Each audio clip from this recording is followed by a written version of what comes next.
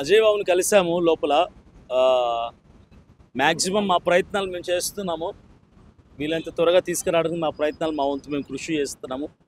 వచ్చేస్తాడు, త్వరగానే బయటికి వస్తాడు. కానీ ఇలాంటి అక్రమమైనటువంటి అరెస్టులు ఆపాలి.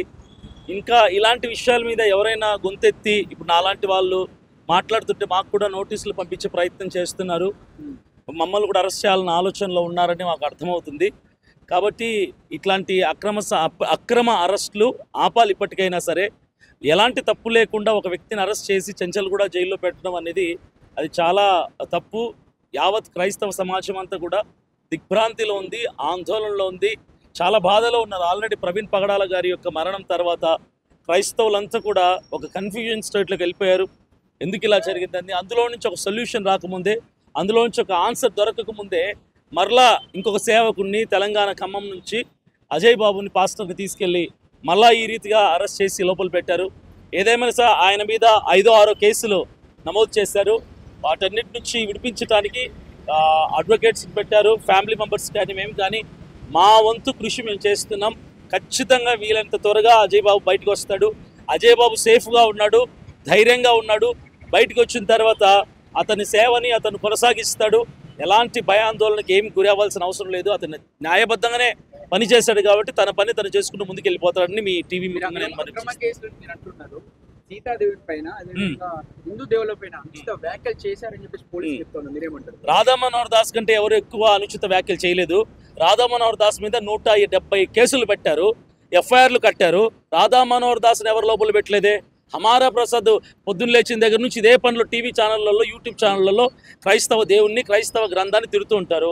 కరుణాకర్ సుగుణ అనే వ్యక్తి భయంకరమైన బూతులు మాట్లాడుతూ, దుర్భాషలాడుతూ, కించపరుస్తూ, హేళన చేస్తూ మాట్లాడుతూ ఉంటాడు. అతని మీద కేసులు పెట్టాం, అతను అరెస్ట్ చేయలేదే. పార్వతి అనే ఒక ఆవిడ ఈ మధ్యకాలంలో క్రైస్తవులు కించపరిచి మాట్లాడుతుంది.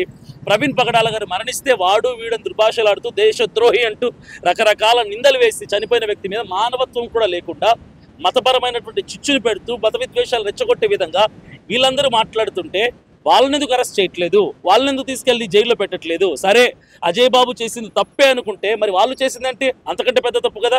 ఈయనకంటే 10 రెట్లు తప్పు చేశారు కదా. మరి వాళ్ళ మీద ఎందుకు చట్టం యాక్షన్ తీసుకోవట్లేదు? పోలీస్ డిపార్ట్మెంట్ వాళ్ళని ఎందుకు అరెస్ట్ చేయడం లేదు?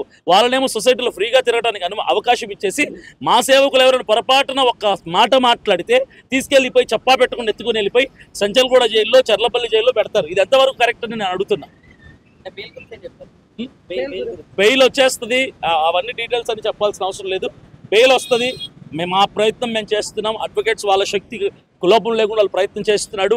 అజయ్ బాబు త్వరలోనే బయటకు వచ్చేస్తాడు, క్షేమంగా వస్తాడు, తన పని తను చేసుకుని ముందుకెళ్ళిపోతాడు.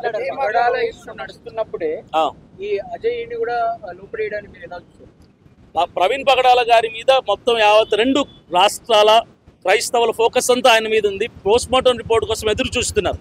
అయితే ఆ పోస్ట్మార్టం రిపోర్ట్ విషయంలో ఏదైనా వాళ్ళు ఇచ్చిన దాన్ని క్రైస్తవులు ఎలా రియాక్ట్ అవుతారో, ఎలా రెస్పాండ్ అవుతారో తెలియని ఆ డిపార్ట్మెంట్ వాళ్ళు ఈ ప్రవీణ్ పగడాల ఇష్యూ నుంచి యావత్ క్రైస్తవ సమాజం అంతటిని కూడా, వరల్డ్ వైడ్గా ఉన్న క్రైస్తవ సమాజం అంతటిని కూడా 1000 కళ్ళతో పోస్ట్మార్టం రిపోర్ట్ కోసం ఎవరైతే ఎదురు చూస్తున్నారో వాళ్ళందరినీ ఫోకస్ షిఫ్ట్ చేయడానికి అజయ్ బాబుని వాడుకున్నారు. అజయ్ బాబుని అరెస్ట్ చేశారు. ఈరోజు 2 రాష్ట్రాల తెలుగు ప్రజల క్రైస్తవులందరూ కూడా ప్రవీణ్ పగడాల కోసం మాట్లాడట్లా, అజయ్ బాబు కోసం మాట్లాడుతున్నారు. పోస్ట్మార్టం రిపోర్ట్ కోసం మాట్లాడటంలా అజయ్ బాబు జైలు నుంచి ఎప్పుడు బయటకు వస్తాడు, ఎప్పుడు బెయిల్ వస్తుంది, ఎప్పుడు బయటకు వస్తాడని వీటి కోసం మాట్లాడదు. ఇదంతా కూడా చాలా కుట్రపూరితమైనటువంటి ఆలోచన. చాలా టెక్నికల్గా ప్రయత్నం చేశారు. వాళ్ళు అనుకున్నట్టుగానే సక్సెస్ అయ్యారు. ఈరోజు ప్రవీణ్ పగడాల గారిని మర్చిపోయారు. అడగండి. ఇప్పుడు కేసు జరుగుతుంది, దాని విషయంలో పగడాల విషయంలో చాలా గట్టిగా వాదించినటువంటి వ్యక్తి అజయ్. అవును, నాకు కూడా థ్రెట్ ఉందని కూడా చెప్పడం. అవును చెప్పాడు. ఆ విషయాన్ని దాచేందుకే నేను ఇప్పుడు జైల్లో వేసాను అనుకోవచ్చా? ఏ విషయాన్ని దాచినందుకు?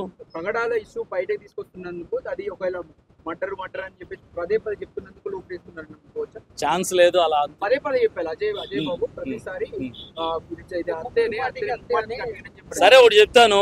పోస్ట్మార్టం రిపోర్ట్ రానంత వరకు అఫీషియల్గా, లీగల్గా పోలీస్ డిపార్ట్మెంట్ వారు వాళ్ళు డిక్లేర్ చేసే వరకు ఇది మర్డర్ అని కానీ లేదంటే యాక్సిడెంట్ అని కానీ, హత్య అని నిర్ధారించి మాట్లాడడం తప్పు అంటున్నారు కదా. అలాగే యాక్సిడెంట్ నిర్ధారించడం కూడా తప్పే కదా.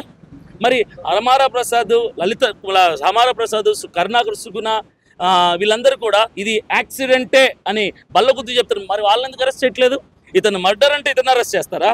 వాళ్ళు యాక్సిడెంట్ వాళ్ళని అరెస్ట్ చేయరా? యాక్సిడెంట్ అని చెప్పకూడదు, మర్డర్ అని చెప్పకూడదు. ఇది అనుమానాస్పద వృత్తి, మాకు అనుమానాలు ఉన్నాయి, మాకు సమాధానం కావాలని చెప్పాలి. మరి కన్ఫామ్గా ఎవరైతే మాట్లాడతారో యాక్సిడెంట్ అయినా మర్డర్ అయినా ఇరుపక్షాల వారిని అరెస్ట్ చేయాలి కదా. ఎందుకు క్రైస్తవుని పాస్టర్ని అరెస్ట్ చేస్తారు? కరెక్ట్ కాదు. ప్రభుత్వం కూడా పక్షపాత ధోరణి చూపిస్తుంది.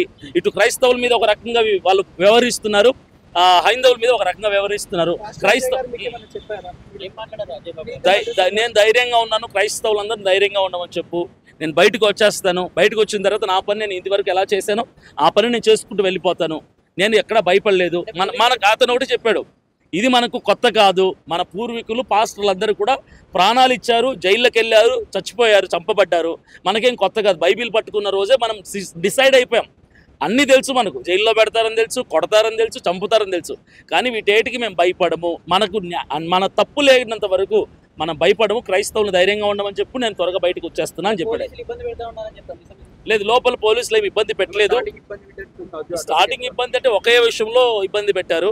ఆయన హెయిర్ కట్ చేయడాన్ని బట్టి ఆయన చాలా ఇన్సల్ట్గా అవమానంగా ఫీల్ అయ్యాడు. అది తప్ప నుంచి ఇంకేం ఇబ్బంది పెట్టలేదు. స్టార్టింగ్ 3 రోజులు మాత్రం అతనికి ఇచ్చిన డ్రెస్సెస్ కానీ క్యాంటీన్ కోసం కట్టిన డబ్బులు కానీ అతనికి అందజేయలేదు. కానీ ఇప్పుడైతే బట్టలు అందిస్తున్నారు, డబ్బులు అందిస్తున్నారు. బాగా లోపలైతే అతన్ని ఇబ్బంది పెట్టలేదు. డిపార్ట్మెంట్ వాళ్ళు కూడా ఏ గలీజ్ మాటలు తిట్టట్లేదు. ఒక గుండు కటింగ్ చేయించడం మాత్రమే అతను బాధపడ్డాడు. అలాగే అతన్ని ఖమ్మంలో అరెస్ట్ చేసిన పోలీసులు కూడా అతన్ని చాలా గౌరవప్రదంగా చూసుకున్నాడు అతను చెప్పాడు. ఓకే.